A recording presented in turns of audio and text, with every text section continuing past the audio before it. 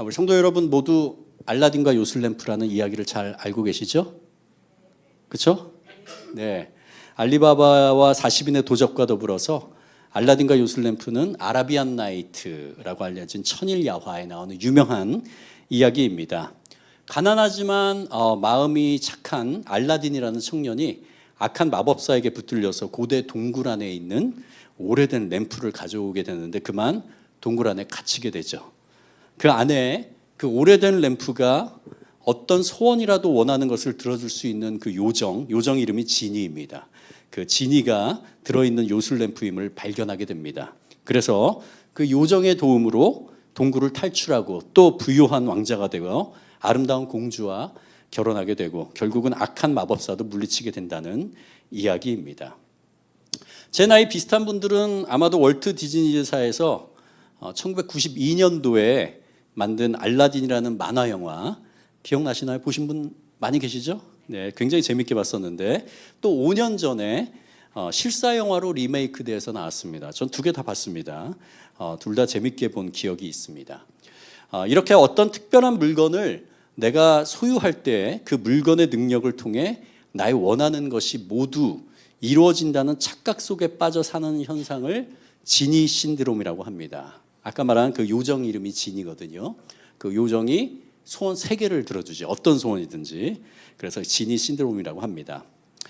알라딘과 요술램프와 같이 어떤 신비한 물건을 갖게 될 때 그 물건이 우리의 소원을 이루어준다거나 또는 우리에게 초자연적인 힘이 생긴다거나 혹은 그러한 물건을 자신의 수중에 넣어서 세계를 정복하려는 악당들과 그에 맞서는 일단의 착한 사람들 간의 이야기로 구성된 영화나 책, 이야기들은 너무나도 많이 있습니다. 오늘 본문의 내용, 이 사무엘상 4장에 있는 내용에 영감을 얻어서 제작된 그 느낌이 나는 해리슨 포드 주연의 영화, 옛날 영화죠. 인디애나 존스.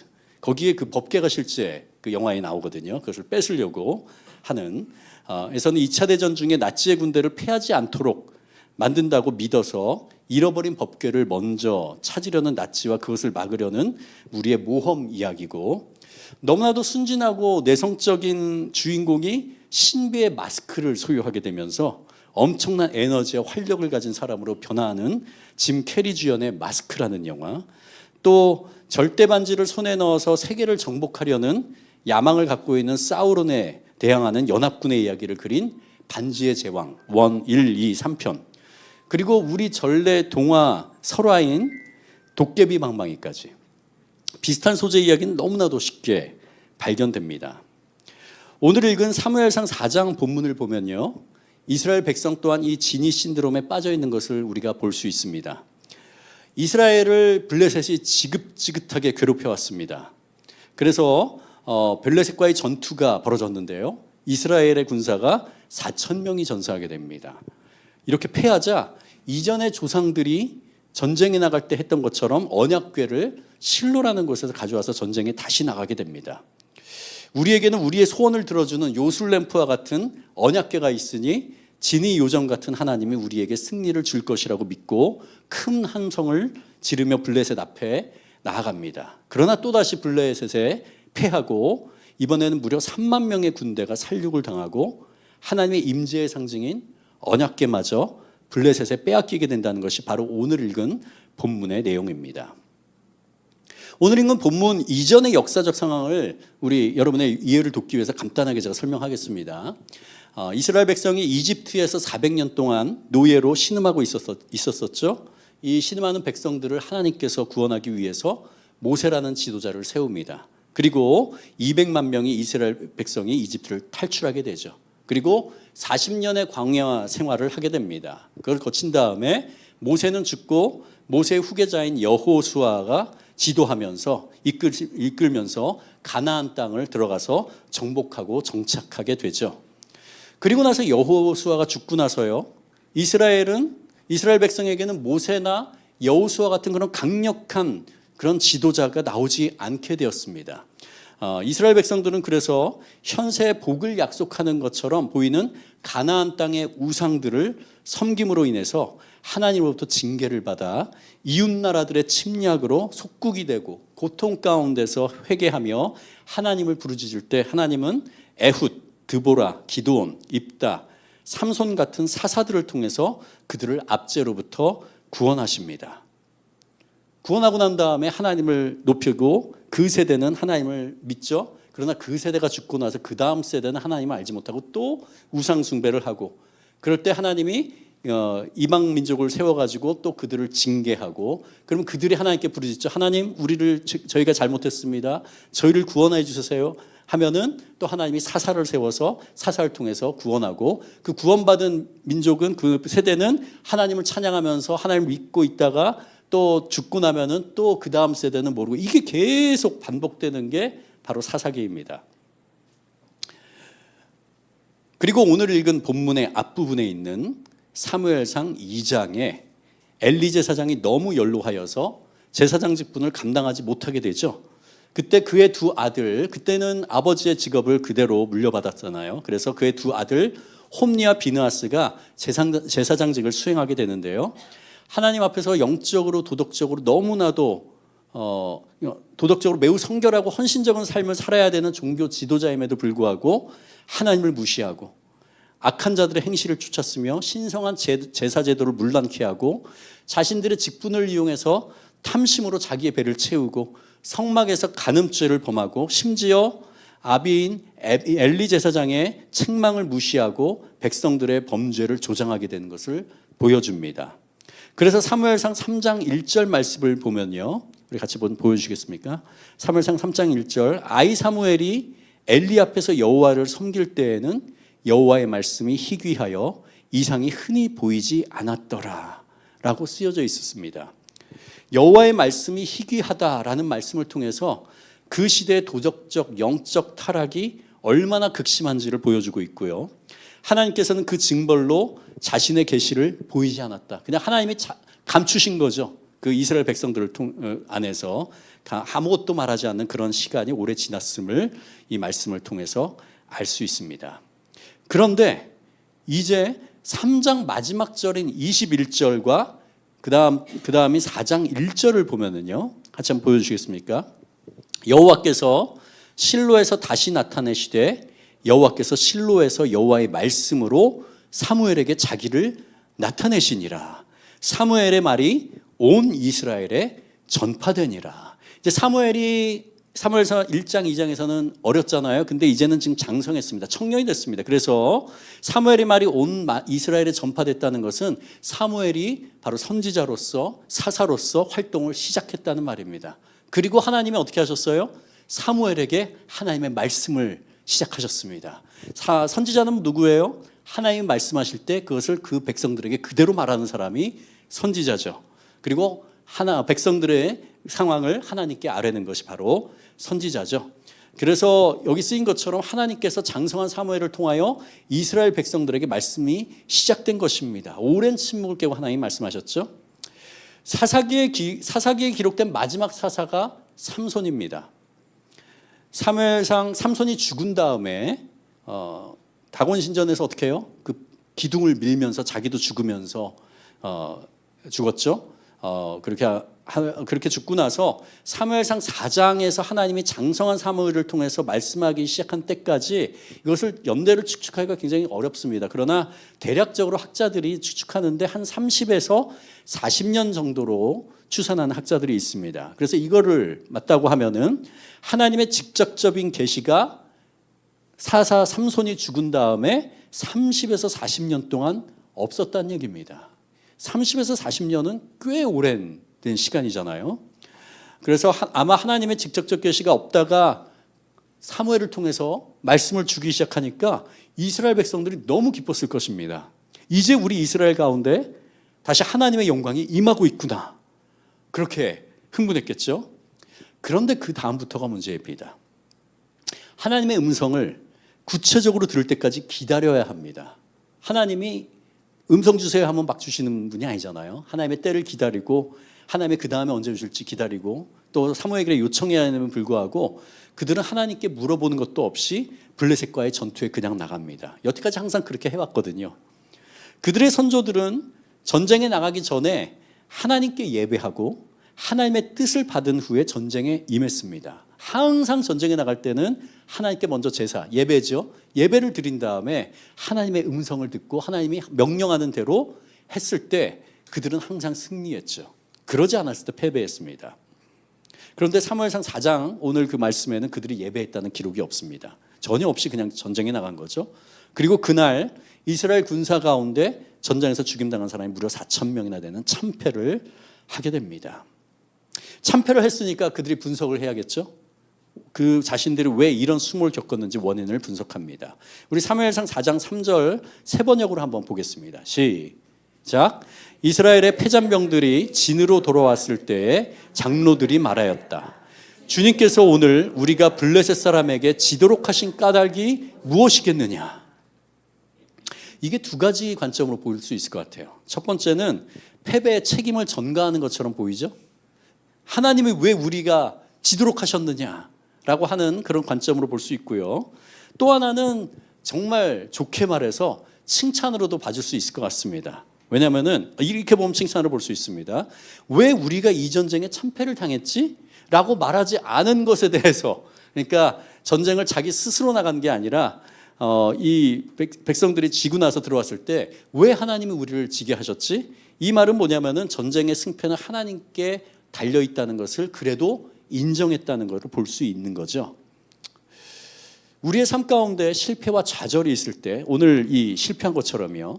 물론 모든 실패와 좌절이 우리의 잘못으로 일하는 것은 아닙니다. 그러나 그 실패의 참 의미가 무엇이고 그 실패를 통해서 우리를 향한 하나님의 뜻이 무엇인지를 제대로 깨닫는 것, 이것이 바로 하나님의 은혜입니다. 우리의 삶 가운데서 실패한 경험을 통해 하나님의 뜻을 분명하게 제대로 알게 되고 우리의 삶의 방향이 의로운 길로 하나님이 원하시는 길로 바뀌었다면 그것은 복입니다. 믿으십니까? 기뻐하고 감사하십시오. 하나님의 함께하시는 큰 은혜가 우리와 함께하고 있음이 그 실패를 통해서 증명이 된 겁니다. 하나님께서 자신들을 패하게 하셨다는 것을 인식하는 것은 너무나 칭찬받을 태도와 생각인데 그 다음에는 어떤 생각과 행동이 나야 됩니까? 네, 하나님을 의지하지 않고 자신의 힘과 지혜를 의지한 것을 진정으로 회개하는 과정이 당연히 뒤따라 나와야 되죠. 우리 이전 이야기를 볼까요? 여리고성을 점령할 때 하나님께서 철저하게 명령한 대로 행했죠. 법궤를 앞세워서 제사장 4명이 법궤를 어깨에 메고 그 다음에 모든 백성들이 그 뒤를 따릅니다. 하루에 한 바퀴씩 여리고성을 돌죠. 침묵하면서 돕니다. 굉장히 기괴했을 겁니다. 여리고성에서 보면서 저게 뭐 하는 짓이지? 이렇게 했을 겁니다. 두 번째 날도 침묵하면서 돌고 5일을 그렇게 돌고 6일 돌고 7일 마지막에는 어떻게 했어요? 7바퀴를 돌고 소리를 치면서 그때 어떻게 됐어요? 와르르 여리고성이 무너졌죠. 철저하게 하나님의 방법으로. 그게 전쟁하는 방법입니까? 침묵하면서 그냥 도는 거예요? 아니죠. 하나님의 방법으로 할 때 누가 무너뜨려 주신 겁니까? 하나님이 하신 거죠. 하나님의 뜻에 따라서 하나님의 의견을 묻고 하나님의 뜻에 따라서 했을 때 하나님은 항상 승리를 주셨습니다.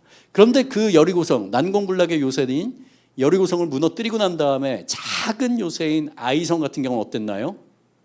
아이성, 아간의 범죄가 있었죠. 그리고 아이성은 굉장히 작으니까 한 3,000명 정도만 보냅시다. 그래가지고 3,000명 보냈는데 어떻게 했어요? 졌어요. 그리고 나서 어떤 일이 벌어졌습니까? 회개했습니다. 여호수아 7장 6절을 볼까요? 다 같이 읽겠습니다. 시작. 여호수아가 옷을 찢고 이스라엘 장로들과 함께 여호와의 궤 앞에 땅에 엎드려 머리에 티끌을 뒤집어 쓰고 저물도록 있다가, 이게 아이성에서 진 다음에 여호수아가 한 행동입니다. 옷을 찢는 것, 그리고 여호와의 궤 앞에서 땅에 엎드려서 머리에 티끌을 뒤집어 쓰는 것, 이게 다 회개의 마음이죠. 아이성에서 패했을 때 여호수아가 이렇게 법궤 앞에서 진정으로 회개했을 때 하나님의 패배의 원인을 알려주시고 하나님이 어떻게 하라는 음성을 듣고 그대로 행했을 때 아이성을 다시 정복할 수 있었습니다. 그런데 사무엘상 4장의 이스라엘 장로들도 회개하고 하나님 앞에 겸손히 나가야 했죠. 그러나 그렇게 하지 않았습니다. 사무엘을 통해서 하나님이 30-40년 만에 다시 말씀하기 시작하셨으니 사무엘을 통해서 하나님의 뜻을 물었으면 됐었는데 말이죠. 아마도 하나님이 빨리 말해주지 않을까봐 또는 자신들의 뜻과 다를까봐 아예 묻지도 않았을지도 모르겠습니다. 다시 본문으로 돌아가 볼까요? 4장 3절 하반절부터 4절까지 같이 읽어보겠습니다. 세 번역입니다. 시작. 실로에 가서 주님의 언약궤를 우리에게로 모셔다가 우리 한가운데 있게 하여 우리를 원수의 손에서 구하여 주시도록 하자. 그래서 이스라엘 백성이 실로로 사람을 보냈다. 그들이 거기 그룹들 사이에 앉아 계시는 만군의 주님의 언약궤를 메고 왔다. 하나님의 언약궤를 가져올 때 엘리의 두 아들 홈니와 비느하스도 함께 왔다. 이스라엘 장로들은 실패 원인을 분석하기 시작했습니다. 그러면서 그들이 하나님께 묻고 하나님을 의지할 때 항상 승리케 하셨다는 것을 잊었습니다. 말씀에 쓰여져 있거든요. 근데 그 교훈을 잊은 채 또는 모른 채 바로 선조들이 전쟁에 항상 갖고 나갔던 그 언약궤, 다시 말하면 그들의 생각에는 그 요술의 법궤가 없었음을 패배의 원인으로 분석합니다. 그리고는 전투가 벌어지는 장소에서 40km 정도 떨어진 실로라는 곳에 그 법궤가 모셔져 있었거든요. 거기에 제사장 4명이 어깨에 메고 가져오게 합니다. 아마 한 10시간 정도 걸렸을 겁니다. 자신들이 생각할 때 비상한 처방을 제안했을 때 이스라엘 장로들은 분명히 여리고에서 법궤를 앞세워 6일 동안 한 바퀴씩 아까 말한 그 여리고성을 무너뜨렸던 그 이야기를 떠올렸을 것입니다. 또 언약궤를 앞세워서 요단강에 발을 디디는 순간에 어떻게 됐어요? 요단강이 멈췄죠. 물이 멈췄습니다. 말랐습니다. 그래서 거기를 건넌 그 기적의 이야기들을 할아버지, 할머니, 부모님으로부터 귀가 닳도록 그들은 들었을 것입니다. 그러나 그들의 조상들이 항상 언약궤를 앞세워 가나안을 정복했다는 그 이야기를 들었을 때 조상들이 얼마나 하나님을 신뢰하고 의지했는가, 그것이 본질인데요. 그런데 맨 앞에 있었던 언약궤가 자신들에게도 있으면 자동적으로 하나님의 능력이 임하여서 승리할 것이라는 어처구니 없는 결론에 이르게 됩니다. 하나님과의 관계가 끊어져서 하나님의 음성을 듣지 못하잖아요. 그럼 이런 찬극이 벌어집니다. 출애굽기 25장 22절에 보면 하나님이 모세에게 하나님이 거하실 청막을 지으라고 명하시면서요, 이렇게 말씀하십니다. 거기서 내가 너와 만나고 속죄소 위 곧 증거궤 위에 있는 두 그룹 사이에서 내가 이스라엘 자손을 위하여 내게 명할 모든 일을 내게 이르리라.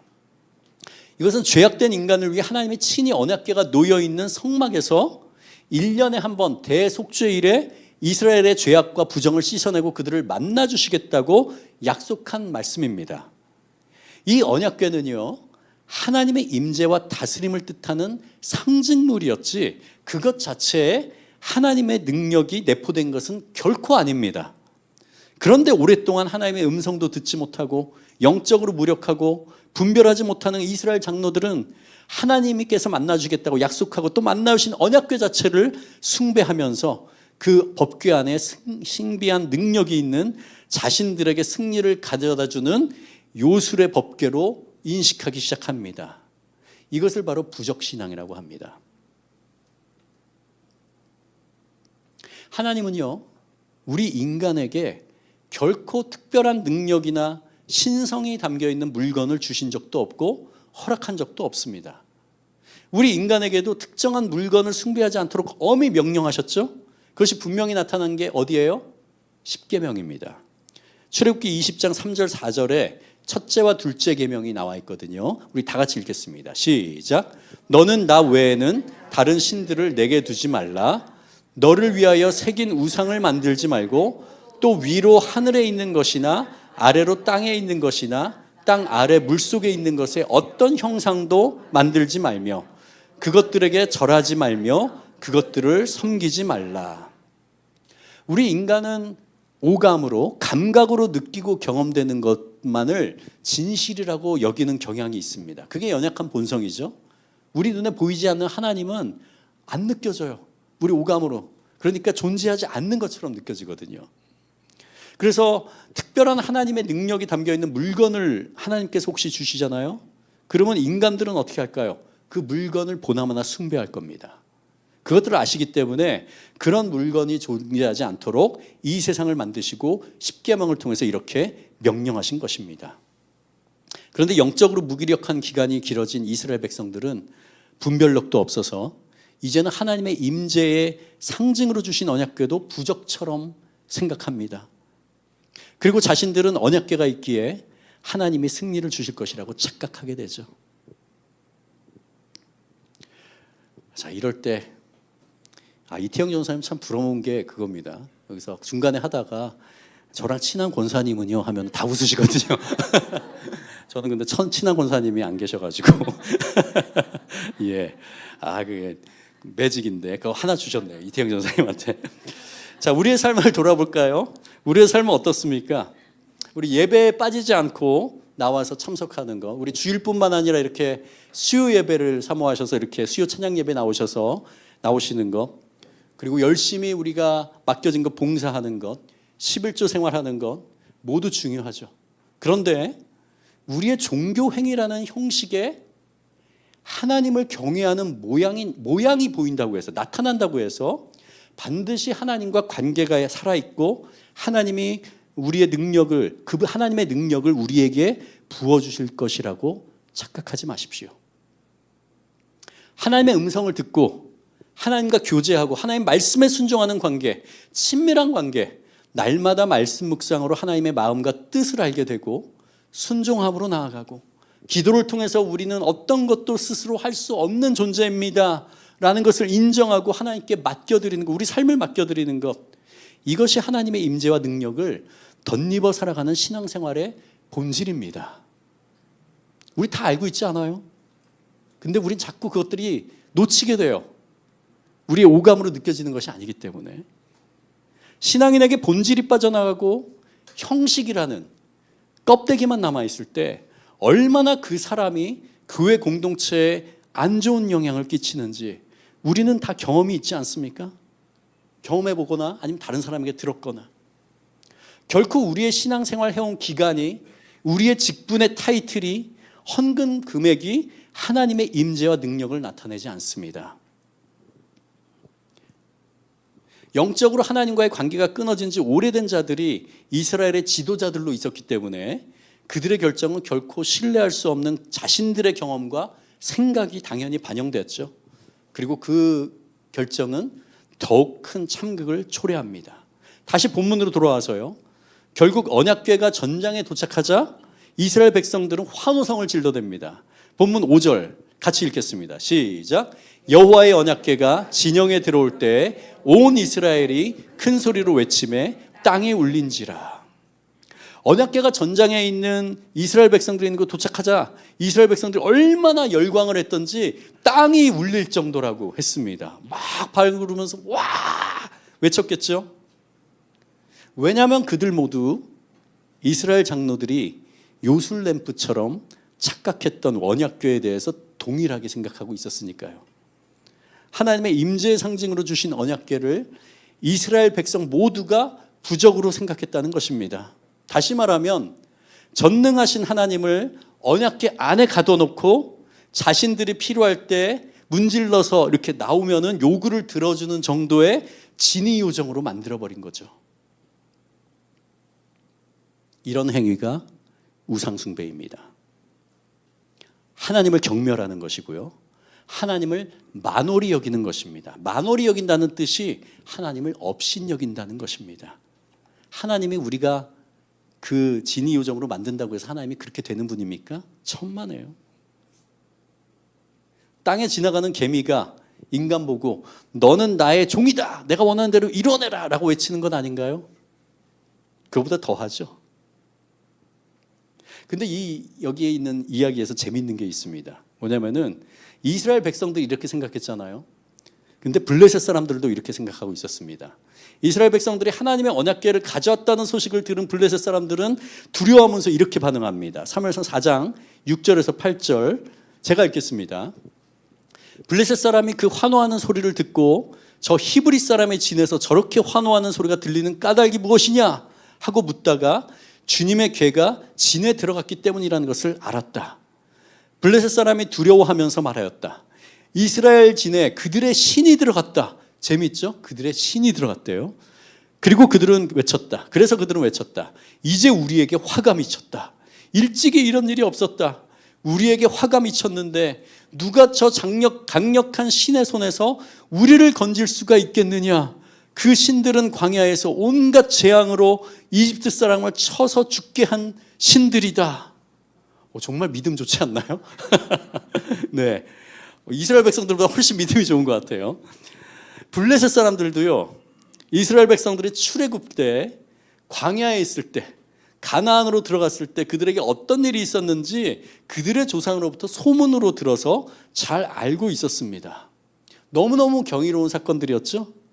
홍해를 아무도 젓지 않고 마른 땅 걷듯이 건너고, 근데 애굽 군대는 그 홍해에 수장되고, 아무것도 먹을 것이 없는 그 광야에서 40년 동안 그들은 언약궤를 중심으로 살아남았다는 사실을 알고 있고요.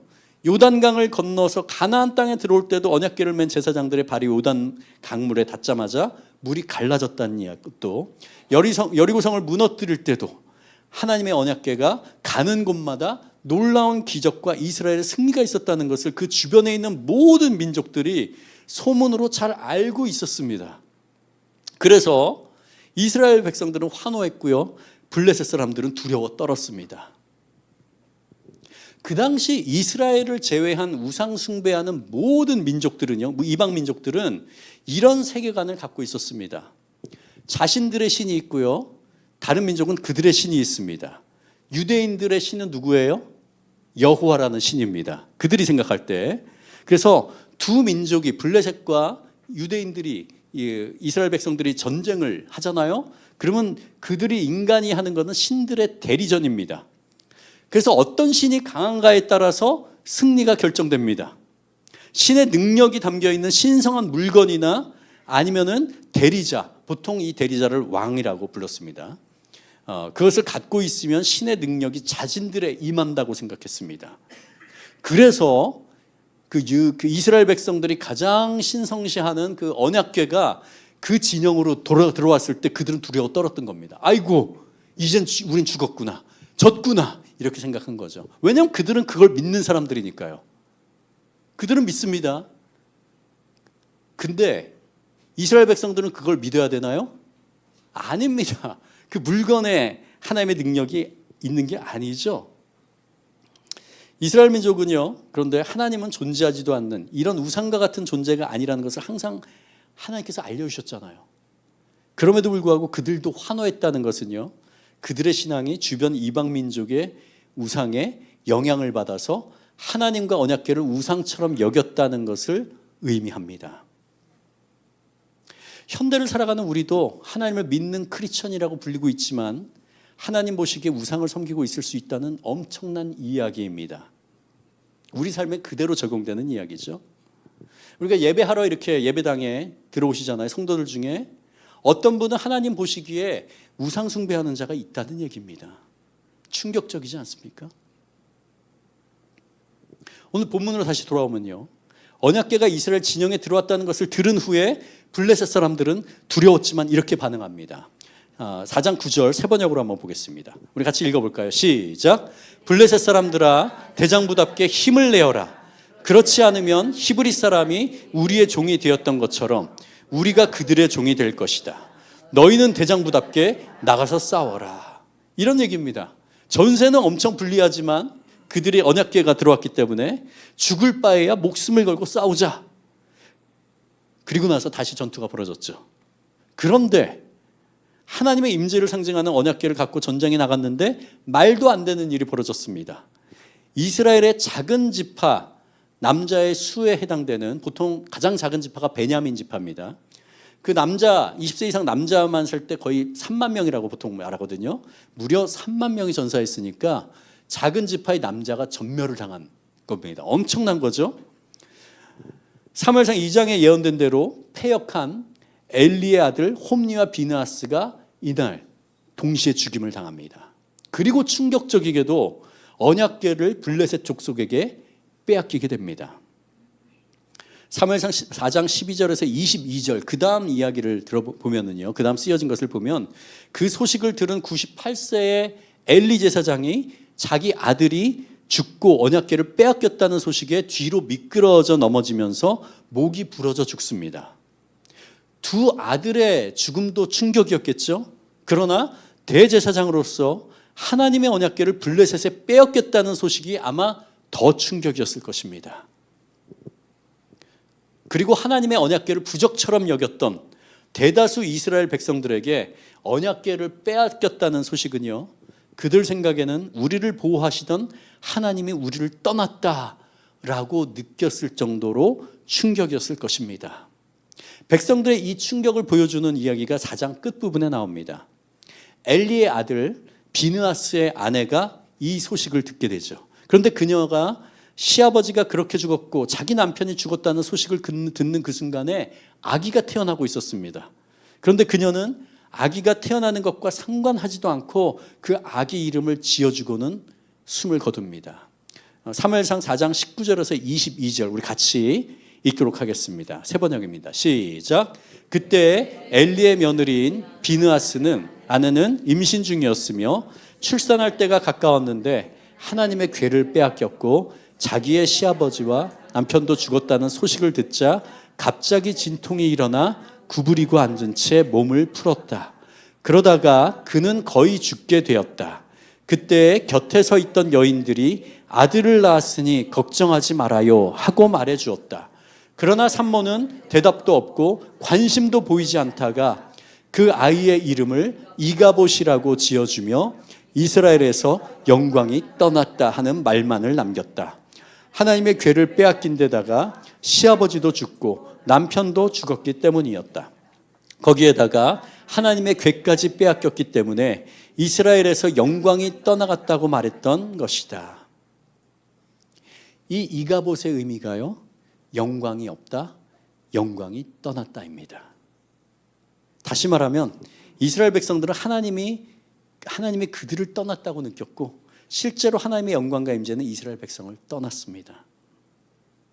오늘 사무엘상 4장의 이 말씀은요, 하나님의 영광이 임하지 않는, 하나님의 영광이 떠난, 아니 더 정확히 말하면 하나님의 영광이 떠난 것이 아니라 자기들 스스로 하나님의 임재와 영광으로부터 멀어진 그 백성들의 처참한 모습을 묘사하고 있습니다. 오늘 이 사무엘상 4장 말씀을 통해서 하나님은 우리에게 두 가지를 분명하게 말씀하십니다. 첫 번째는요, 자신의 유익을 위해서 하나님을 이용하려 하지 말라는 것입니다. 띄워주십시오. 자신의 유익을 위해서 하나님을 이용하지 말라. 오늘 본문에서 명확히 알게 된 것처럼 이스라엘 백성도 하나님의 뜻을 구하고 하나님을 의지하지 않고 블레셋과의 전쟁에서 승리를 위해서 하나님의 언약궤를 요술램프처럼 사용하는 미신적 행위를 보았고 그 참담한 결과를 우리가 목도했죠. 지난번에 담임 목사님도 말씀하셨지만 선악과 사건이요, 그냥 그 일단의 사건이 아닙니다. 굉장히 우리의 모든 것이 달린 중요한 사건입니다. 하나님께서 선과 악을 알게 하는 나무를 그 동산 중앙에 생명나무 옆에 두 그루를 놓은 것은 무슨 의미일까요? 제약이잖아요. 그거는 너가 그 나무의 실과를 먹지 말아라 라는 제한, 유일한 제한이었습니다. 그 의미는 뭐냐면요, 그것을 볼 때마다 내가 주인이고 너는 종임을 알아라. 내가 창조주고 너는 피조물인 것만 기억해라. 내가 너에게 원하는 건 바로 단 하나, 바로 그거야. 창조 질서만 너가 기억하면 돼. 내가 창조주고 넌 피조물이고 이것만 너가 존중해 준다면은 내가 가진 모든 것이 다 너의 것이야 라는 의미가 선과 악을 알게 하는 나무입니다. 근데 인간은 어떻게 하나요? 원치 않죠. 내 인생은 내가 주인이야 라고 하면서 하나님의 말씀을 무시하고 자기 마음대로 살아갑니다. 이 세상을 보십시오. 다 자기 마음대로 살아가는 사람이잖아요. 자기 삶의 주인이 되어가지고. 이게 바로 선악과 사건의 핵심적인 의미입니다. 내 아쉽고 급한 부분을 위해서 하나님을 요술램프에 갇혀있는 진의 요정으로 만들지 말라는 것입니다. 이게 창조 질서에 위배되는 거고요. 하나님을 업신여기는 행위입니다. 하나님이 친히 우리를 만나주시겠다고 출애굽기에서 제정해 주신 그 언약궤조차도 우리가 미신 취급할 때 하나님의 임재는 떠나가게 되고요. 또 그 언약궤를 블레셋에 빼앗기도록 하나님이 내버려 두십니다. 하나님께서 뜻이 이 의지가 있었다면은 그것을 빼앗기지 못하게 하셨을 수 있겠죠. 그러나 하나님이 어떻게 했어요? 내버려 두셨어요. 왜냐하면 그 언약궤를 부적으로 사용하고 있거든요. 진실된 크리스천에게요, 요술램프의 진위 요정은 존재하지 않습니다. 존재하지 않아요. 그거는 이야기만 나오는 겁니다. 오직 우리 안에 하나님의 임재가 있느냐 없느냐가 우리 신앙의 승패를 좌우하게 됩니다. 이것이 첫 번째 교훈이고요. 두 번째 교훈은요, 하나님과의 친밀한 관계가 하나님의 능력을 덧입는 유일한 길입니다. 이스라엘 백성이 40년 동안 하나님의 음성을 듣지 못한 채 있을 때 사무엘을 통해서 하나님의 말씀이 하기 시작하셨는데, 그 말씀을 기다리고 따르지 않고 스스로의 경험과 생각, 판단을 의지하여 전쟁에 나갔을 때 결국은 하나님의 작은 지파 남자 모두가 말살당하는 것 같은 3만 명이 죽고 패하고 간섭하지 않고 내버려 두십니다. 하나님께서. 우리의 직분이요, 목사, 장로, 권사, 안수집사, 교사, 순장, 찬양팀, 하나님과의 친밀함을 보장하지 않습니다. 우리가 주일 성수하고 11조 생활을 하고 봉사하는 것이 하나님의 임재 가운데 살아가고 있음을 증명하지 않습니다. 오늘 본문이 그것을 말하는 겁니다. 하나님과 동행이라는 것을 결코 구호로 끝나면 안 됩니다. 20년, 10년, 5년, 2년, 1년 전에 역사하셨던 하나님으로 끝나면 절대 안 됩니다. 하나님의 음성을 매일 또 삶의 매 순간 듣기 위해서 예배 시간에 나를 묶어놓고 수요일이나 다락방, 주일, 수요일 다락방, 새벽기도, 중보기도 묶어놔야 됩니다. 그리고 그 시간만큼 하나님 어느 누구도 터치할 수 없습니다. 이 시간은 제가 하나님을 경배하고 하나님을 높여드리고 하나님의 말씀 듣고 하나님께 기도하는 시간입니다. 이게 하나님을 경외하는 거죠. 그냥 의무감에 그냥 어쩔 수 없이 나오는 것이 아니라요. 의무감에 하는 형식적인 큐티가 아닌 내 스스로 생각과 경험을 갖고 오늘 하루하루 살아갈 수 없기 때문에 매일 진실된 말씀 묵상을 통해서 하나님이 그 말씀을 통해서 나의 생각과 감정과 의지를 통해서 주시는 그 음성, 그것에 귀를 기울이고 하나님을 경외함도 없고 친밀함도 없이 그저 내 필요한 것만을 구하는 기도가 아닌 하나님과의 매일 친밀한 가운데 주님 도움 없이는 살 수 없다는 것을 진실되게 아뢰는 기도를 통해서 하나님이 우리 삶에 일하시고 이끌어 주시고 역사하는 것을 일상에서 우리는 경험해야 됩니다. 하나님이 우리 인생의 주인 되는 삶은요, 주님의 뜻이 우리의 삶을 통해서 이루어지는 삶은 바로 이렇게 할 때 살게 됩니다. 이것이 하나님을 존재하지도 않는 진위 요정으로 바꾸지 않는 유일한 방법입니다. 이 시간 같이 찬양하겠습니다. 찬양팀 나와주시고요. 이 시간에 나 무엇과도 주님을 바꾸지 않으리 찬양할 텐데요. 이 가사가 잘 보시면은요, 나 무엇과도 주님을 바꾸지 않으리, 다른 어떤 은혜 구하지 않으리, 오직 주님만이 내 삶의 도움이시니 주의 얼굴 보기 원합니다. 이런 고백으로 되어 있죠. 나 무엇과도 주님을 바꾸지 않겠습니다. 이런 고백은요, 다른 곳에서도 많이 있습니다. 주 예수보다 더 귀한 것은 없네. 이 세상 부귀와 명예와 행복과 바꾸지 않겠습니다. 이런 고백은 있지만 이 고백은 좀 특별합니다. 왜냐하면요, 그런 것들은 말할 것도 없고요, 다른 어떤 은혜, 우리가 신앙생활에서 기도하는 가운데 하나님 내가 원하는 것들이 이루어졌을 때 우리는 하나님의 은혜입니다. 하나님의 은혜입니다라고 고백하잖아요. 근데 여기서 말하는 다른 어떤 은혜가 바로 그것들을 말하는 겁니다. 우리 신앙 가운데서 이루어지는 나에게 주어지는 좋은 것들, 물론 좋죠. 그러나 그것이 본질적인 것이 아닙니다. 오직 주님만이 내 삶의 궁극적인 도움이시니 주의 얼굴 보기 원합니다. 주의 얼굴 본다는 것은 바로 하나님의 임재를 갈망합니다. 주님과 얼굴을 보는 것처럼 친밀함 가운데 제가 매 순간 살아가길 원합니다라는 고백입니다. 그래서 주님 사랑해요, 온 마음과 정성 다해 하나님의 신실한 친구 되기 원합니다라는 고백이 나옵니다. 우리 같이 이 고백으로 하나님께 나가겠습니다. 나 무엇과도 주님을 바꾸지 않으리. 다른 어떤 은혜 구하지 않으리. 오직 주님만이 내 삶의 도움이시니 주의 얼굴 보기 원합니다. 주님 사랑해요. 주님 사랑해요.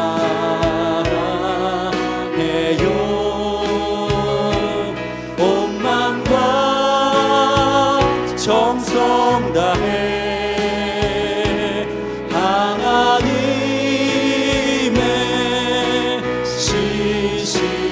신실한 친구 되기 원한. 다시 한번 고백합시다. 나 무엇과도 주님을 바꾸지 않으리. 다른 어떤 은혜 구하지 않으리.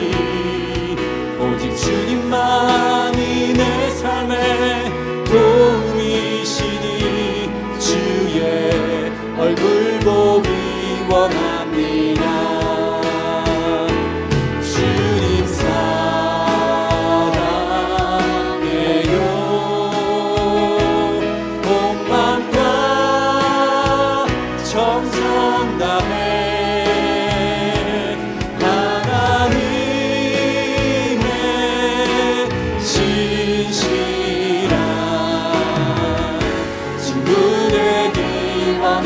주님 사랑해요.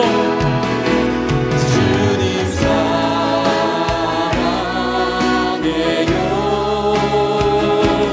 온 마음과 정성 다해 하나님의 신실한 친구 되기 원합니다. 우리 시간에 같이 기도하겠습니다. 먼저 우리 삶을 돌아보면서 이 시간에 회개하기 원합니다.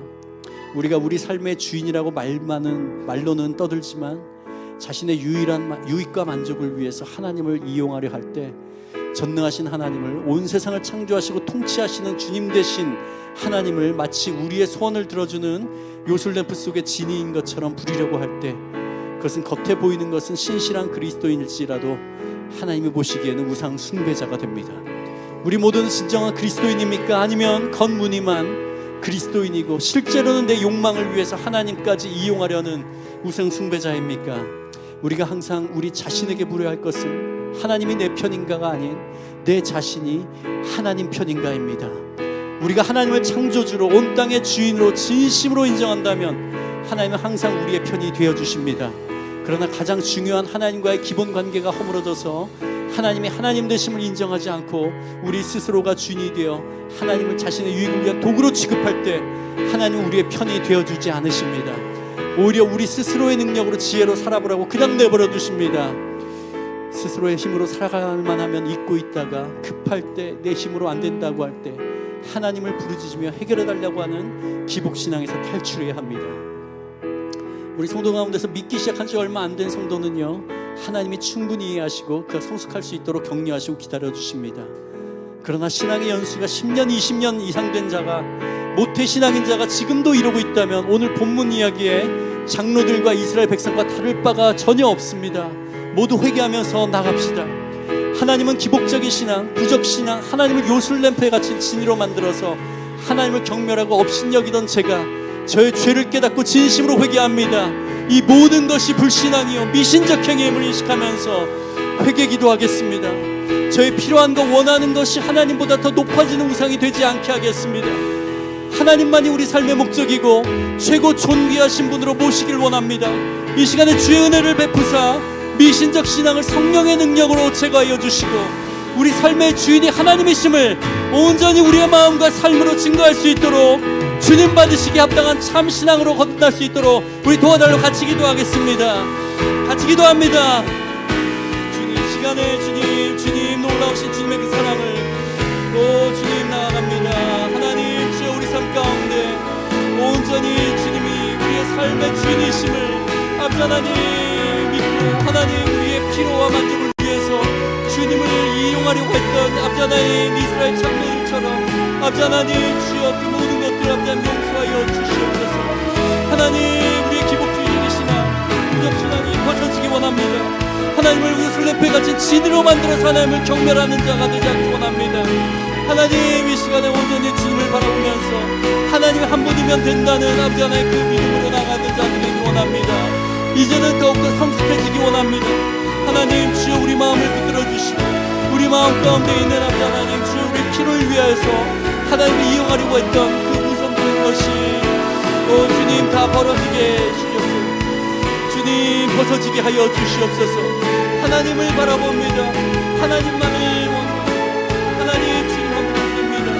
하나님 주여 우리의 이 땅에 다 벗어지게 하여 주시고 온전히 주님만을 온전히 바라보면서 나가는 아버지 우리의 삶이 될 수 있도록 인도해 주시옵소서. 우리 가정이 되도록 인도하여 주시옵소서. 우리 교회가 되도록 하여 주시옵소서. 아버지 하나님 그래서 순전한 마음으로 하나님을 높여드리고 하나님을 찬양하며 나가는 아버지 하나님 우리의 삶이 되게 하여 주시고 우리 공동체가 되게 하여 주시고 우리 가정이 되게 하여 주시옵소서. 주님 우리를 불쌍히 여겨 주시옵소서.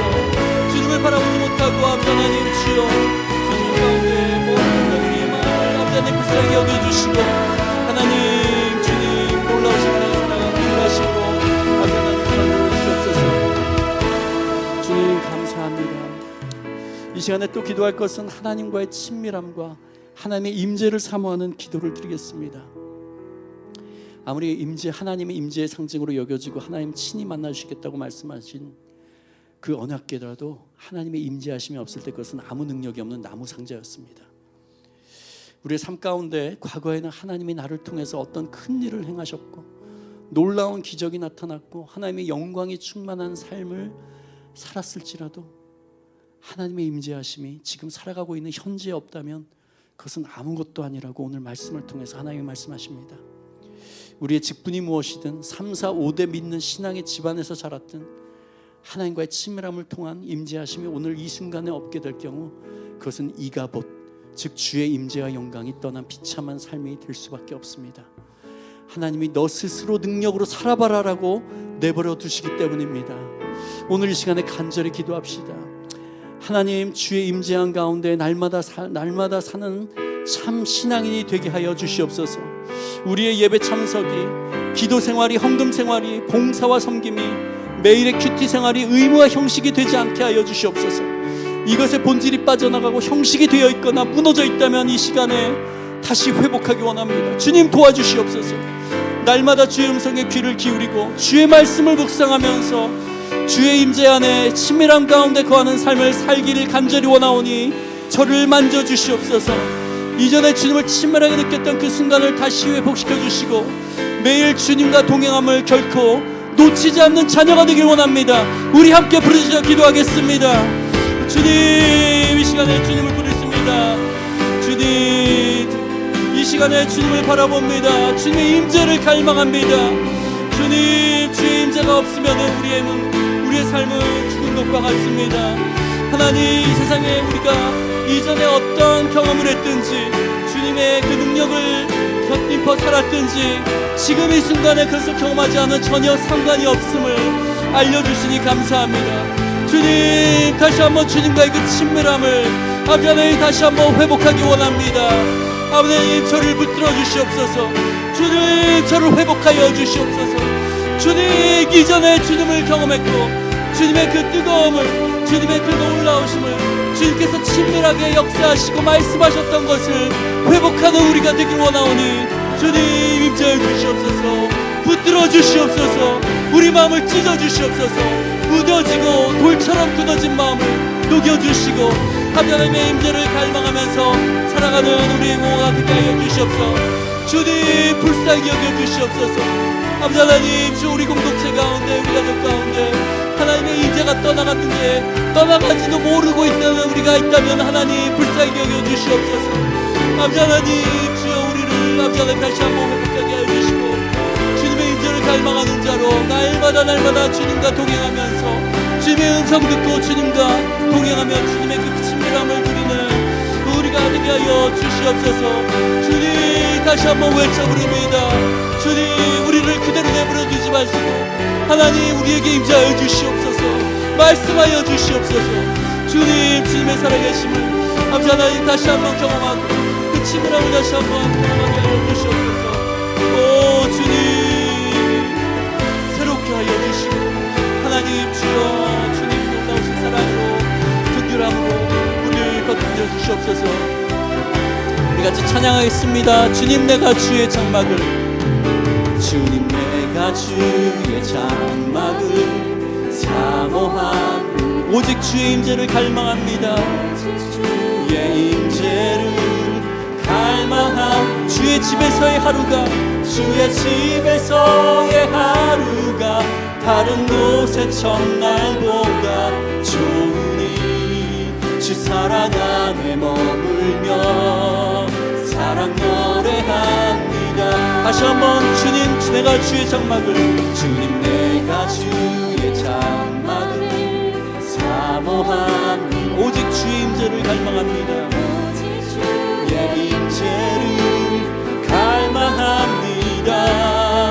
주의 집에서의 하루가 다른 곳의 첫날보다 좋으니 주 사랑 안에 머물며 사랑 노래합니다.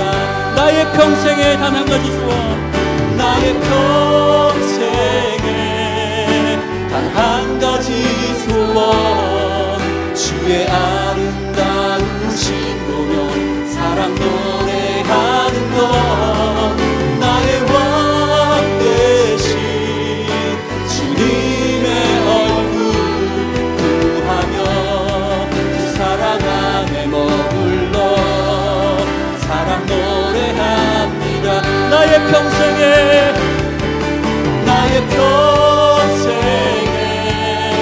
단 한 가지 소원, 주의 아름다우신 보며 사랑 노래하는 것, 나의 왕 되신 주님의 얼굴 구하며 그 사랑 안에 머물러 사랑 노래합니다. 나의 평생에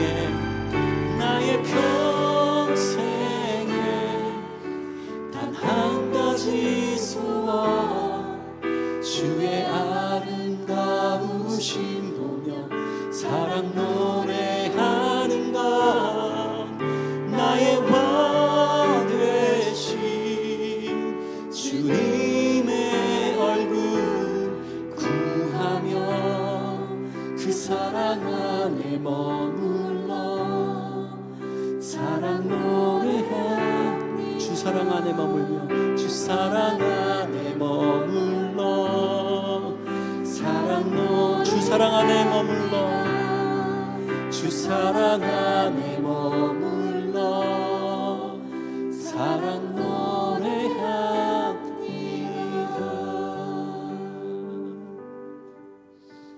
주님 감사합니다. 하나님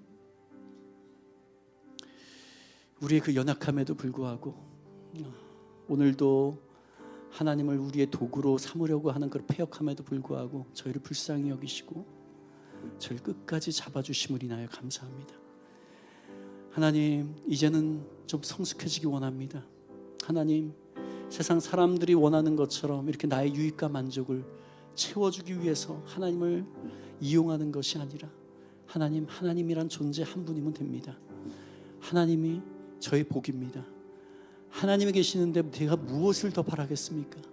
라고 하나님께 그대로 나아가는 하나님 앞에 날마다 머물면서 하나님의 음성을 구하고 하나님과의 친밀함 가운데 참여해 주시는 평안과 기쁨을 맛보고 또 하나님이 알려주시는 그 미래를 하나님과 동행하면서 또 기대하면서 나가는 그러한 하나님의 아들, 딸이 되기 원합니다. 주님, 저희를 붙들어 주시옵소서. 저희의 연약함이 이제는 벗어지게 하여 주시고, 하나님, 주님을 더욱더 사랑하고 주님께 나아가고 주님의 임재 가운데 날마다 머무는 저희 모두가 되게 하여 주시옵소서. 우리 삶에 있는 문제들이 있습니다. 그러나 그 문제가 우리 삶을, 우리 자신을 결코 무너뜨리지 못합니다. 하나님께서 함께 하실 때 그 모든 문제를 하나님께서 아시고 해결해 주시기 때문입니다. 그저 하나님 앞에 나가면 됩니다. 하나님, 이 시간 오로지 하나님의 임재를 구하면서 하나님과의 친밀함 가운데 우리의 목숨을 거는 우리 성도들 되도록 인도하여 주시옵소서. 우리 여태까지 신앙생활했던 연수가 우리의 자랑이 되지 않게 하여 주시고, 매일매일 하나님의 도우심이 없이는 결코 하나님이 원하시는 그 삶을 살 수 없다는 것을 인식하면서 오늘도 말씀 묵상으로 큐티로 하나님의 음성을 듣고 또 기도 생활로 하나님께 우리의 삶을 의지하며 나아가고, 또 하나님께 날마다 동행하면서 하나님의 음성을 듣고 날마다 살아가는 우리 모두가 될 수 있도록 하나님이 이끌어 주시고 인도하여 주시옵소서. 그런 하나님을 기대합니다. 주님, 더욱더 성장하겠습니다. 주님, 저희를 이끌어 주시고 말씀하여 주시옵소서. 오늘도 귀한 말씀으로 또 우리의 찬양을 받아주신 하나님께 감사하며 모든 것 예수님 이름으로 기도합니다. 아멘. 이 시간에 주변에 몸이 아픈 환우들을 위해서, 또 마음이 아파서 힘들어하는 지체들을 위해서, 우리 교회 공동체와 다음 세대를 위해서 기도하시다가 평안 중에 안녕히 귀가하시기 바랍니다.